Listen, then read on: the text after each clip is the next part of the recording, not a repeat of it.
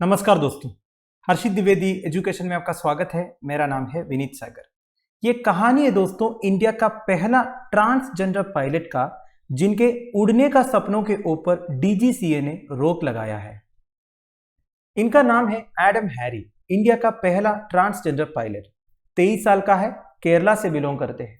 इन्होंने अपना ट्रेनिंग पूरा कंप्लीट किया था और कॉमर्शियल फ्लाइट्स फ्लाई करने वाला था, पर अभी ये नहीं हो सकता क्योंकि Directorate General of Civil Aviation, जिसे डीजीसीए बोलते हैं, इंडिया का एविएशन सेक्टर वॉचडॉग है, इन्होंने इनको मेडिकल क्लियरेंस सर्टिफिकेट नहीं दिया। तो इन्हें मेडिकल क्लियरेंस क्यों नहीं दिया गया? डीजीसीए के हिसाब से एडम हैरी टेम्पररी अनफिट है to receive a licence to fly because of gender dysphoria. अब ये जेंडर डिस्फोरिया क्या होता है? It is a mismatch between biological sex and their gender identity. देखिए, होता यह है दोस्तों, कुछ लोगों में जन्म एक जेंडर में होगा पर वो दूसरा जेंडर का पहचान बनाने चाहिए, मतलब बाई बर्थ मेल होगा पर फीमेल की पहचान बनाना चाहेंगे, या फिर बाई बर्थ फीमेल होगी पर मेल का पहचान बनाना चाहेंगे। तो ये जेंडर डिस्फोरिया की वजह से तो एडम हैरी अपना जेंडर चेंज किया। बाई बर्थ ये फीमेल थी पर मेल का पहचान बनाना चाहते थे। Now Britain national health service के हिसाब से जेंडर डिस्फोरिया एक सेंस ऑफ अनीस है दैट ए पर्सन में experience because of A mismatch in genders. Genders में मिसमैच की वजह से या फिर biological sex and their gender identity में मिसमैच होने की वजह से लोगों में जो सेंस ऑफ अनईजनेस होता है, चिंता या बेचैनी होता है, उसे जेंडर डिस्फोरिया बोल सकते हैं। अब ये जो अनईज है या फिर डिससैटिस्फैक्शन है, ये इतना इंटेंस हो सकता है that it can lead to depression and anxiety and harm daily life. मतलब जिनको जेंडर डिस्फोरिया है उन्हें डिप्रेशन एंड एंग्जाइटी आ सकता है, उनकी डेली लाइफ में भी इंपैक्ट आ सकता है। तो यही डीजीसीए का कहना है। डीजीसीए के हिसाब से एडम हैरी टेम्पररी अनफिट है बिकॉज ऑफ जेंडर डिस्फोरिया। वैसे अपना एप्लीकेशन फॉर्म में हैरी ने फीमेल टिक किया था, क्योंकि डीजीसीए का मेडिकल एग्जामिनेशन फॉर्म में मेल एंड फीमेल को छोड़ के कोई ऑप्शन ही नहीं था।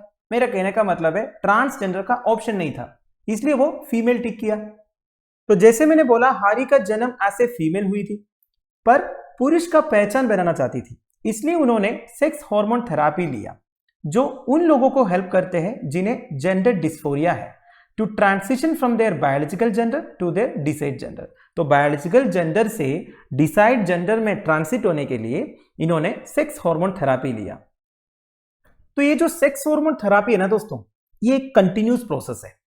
तो डीजीसीए ने इनको बोला है, जब तक आप अपना मेडिकेशन कंप्लीट नहीं करोगे तब तक आपको क्लियरेंस नहीं मिलेगा। पर देखिए, trans persons need medical support for their entire life. पूरी लाइफ के लिए मेडिकल सपोर्ट की जरूरत है। तो जब तक ये मेडिकेशन रहेगा डीजीसीए क्लियरेंस देगा भी नहीं। और हैरी का कहना यह है, डीजीसीए इनसे पर्सनल क्वेश्चंस भी पूछा बॉर्डरिंग ट्रांसफोबिया। ट्रांसफोबिया मतलब क्या होता है? ट्रांसजेंडर पीपल के अगेंस्ट जो हेट है, डिसलाइक है, उसे आप ट्रांसफोबिया बोल सकते हो।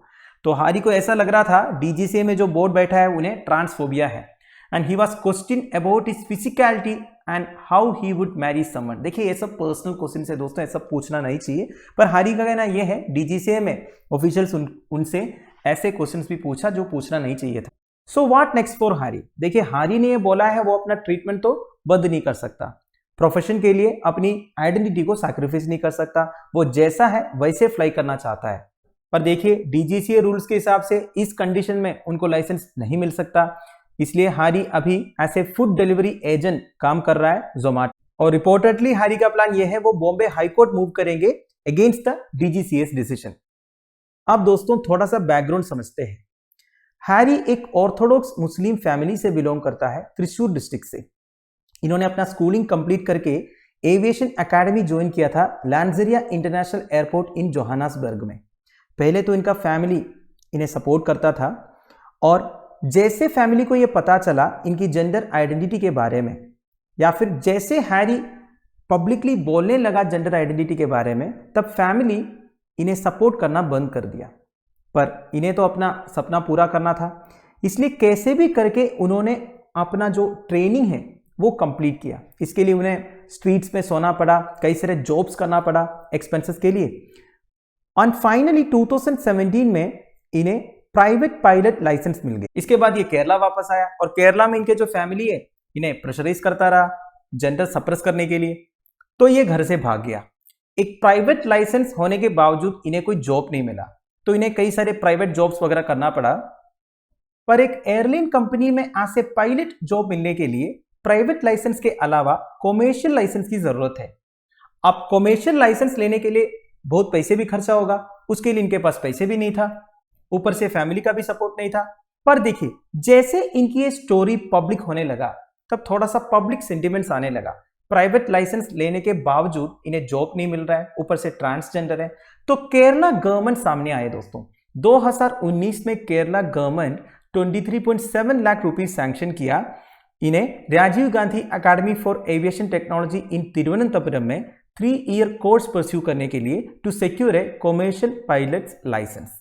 और ये फंड केरला गवर्नमेंट ऐसे नहीं दिया, केरला गवर्नमेंट का एक वेलफेयर फंड है दोस्तों ट्रांसजेंडर पीपल के लिए, उसी फंड से इन्हें ये पैसे मिला। पर फायदा क्या है दोस्तों, डीजीसीए अपने रूल्स के हिसाब से इन्हें मेडिकल क्लियरेंस सर्टिफिकेट नहीं दे रहा है।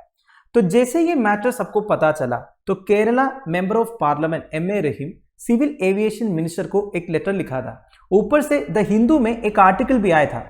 तो इसके बाद ministry of social justice and empowerment DGCA को एक लेटर लिखा है, ये बोल के एक ट्रांसजेंडर होने के कारण अगर आप किसी का कॉमर्शियल पायलट लाइसेंस रोक रहे हो then it is discriminatory and violates the law on the rights of transgender people.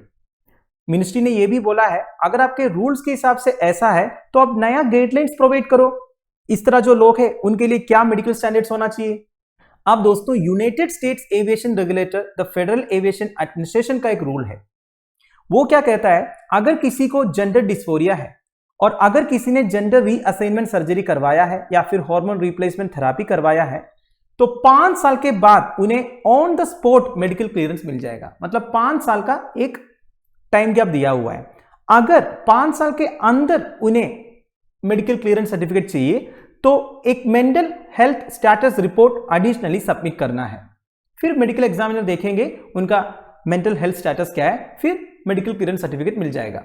और एक बात यह है दोस्तों, federal aviation administration also allows a pilot to undergo a gender transition while still flying without being grounded. अगर कोई pilot है already और फ्लाई कर रहा है, उन्हें अगर जेंडर ट्रांसिशन करना है ये भी कर सकते हैं, उसमें भी कोई रोक नहीं है। तो देखिए दोस्तों, अगर यूएसए जैसा एक कंट्री में इस तरह के रूल्स है तो डीजीसीए भी अपना डिसीजन रिकंसिडर कर सकता है।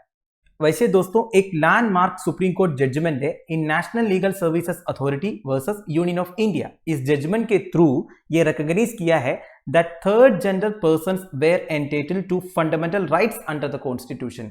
थर्ड जेंडर पर्सन्स जो है इनके पास भी सेम फंडामेंटल राइट्स है। Now it held that no third gender persons should be subjected to any medical examination or biological test which would invade their right to privacy। कोई भी third gender person का gender identify करने के लिए medical examination नहीं कर सकते, ये क्लियर किया है सुप्रीम कोर्ट। और एक गवर्नमेंट ऑफ इंडिया एक्ट भी है दोस्तों, transgender persons protection of rights act 2019। It prohibits discrimination against a transgender person including for education and employment. Education के लिए हो या फिर एम्प्लॉयमेंट के लिए हो, आप ट्रांसजेंडर पर्सन को डिस्क्रिमिनेट नहीं कर सकते। ये transgender person protection of rights act 2019 में लिखा हुआ है। तो दोस्तों दैट्स इट। डीजीसीए का ये जो रूल है इस बारे में आपका क्या ओपिनियन है, आप मुझे प्लीज कमेंट बॉक्स में बता दीजिएगा। Thank you for watching, bye bye, have a nice day.